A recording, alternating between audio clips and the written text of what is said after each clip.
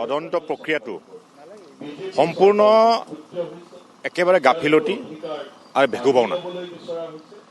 যেনেধৰণৰ তদন্ত বিচাৰিছে ৰাইজে সেই তদন্ত হোৱাই নাই মুখ্যমন্ত্ৰীয়ে নিজে হাফ হৈ কুটি বেচ হৈ যাৰ কথা প্ৰথমতে কৈছিল আৰু সেই কথাটো তেওঁৰ লগতে খাটিছে এতিয়া হাফ হৈ কুটি বেচ হৈ যাৰ কাম কৰি আছে তেওঁ গোটেই বস্তুটো গাপ মাৰি ৰাখিবৰ কাৰণে চেষ্টা চলি আছে কাৰণ কেঁচু খানংতে সাপ ওলাব বুলি ভয় খাই আছে কি কাৰণে ভয় খাইছে আমি জানিব বিচাৰিছোঁ মুখ্যমন্ত্ৰীৰ বা যে তদন্তৰ আওতালৈ ছিংগাপুৰত থকা যিবিলাক ইয়দত আছিল তেওঁলোকক কিয় এজনো গ্ৰেপ্তাৰ কৰা নাই যদি শেখৰ গোস্বামীক গ্ৰেপ্তাৰ কৰে যদি অমৃত প্ৰভাক গ্ৰেপ্তাৰ কৰে বা ইয়াত থকা তেওঁৰ লগত বিত্তীয় লেনদেনত জড়িত থকা তেওঁ PSক যদি এৰেষ্ট কৰে তেতিয়াহ'লে ইয়দত লৈ যোৱা তিলকৈ মৃত্যুমুখত ঠেলি দিয়া সেইসকলক কিয় গ্ৰেপ্তাৰ নকৰে সেইকাৰণে দাবী জনাইছোঁ যে প্ৰকৃত ঘটনা কি হৈছিল SITয়ে এতিয়া তেওঁলোকে নিজে স্বীকাৰ কৰিলে যে আমি নোৱাৰোঁ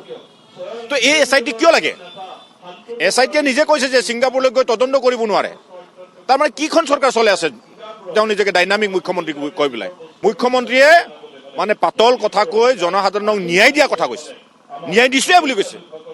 আৰে গ্ৰেপ্তাৰ হ'লে ন্যায় হয় নেকি এইটো কোনোতো নধৰা নহয় ইয়াতকৈ কোনোবা গাঁওবুঢ়া এজনে ভালকৈ ইয়াতকৈ বিচাৰ কৰিব তদন্ত কৰিব য'ত প্লেচ অফ অকাৰেঞ্চ তাত SIT পঠিয়াব পৰা নাই কোনো ছিংগাপুৰত গৈ এটা কেছ গোচৰ তৰিব পৰা নাই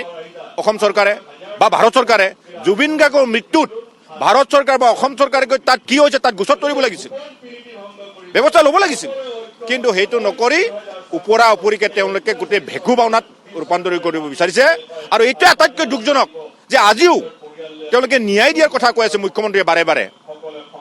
সেই ন্যায় দিয়া সময়ত জুবিন গাৰ্গৰ সহধৰ্মিনী গৰিমা বৌ কিয় আজি কান্দি থাকিবলগীয়া হৈছে কিয় জাষ্টিছ ফৰ # লিখিবলৈ কৈছে বৌৱে আজি শুব পৰা নাই ৰাতি কান্দি আছে বৌৱে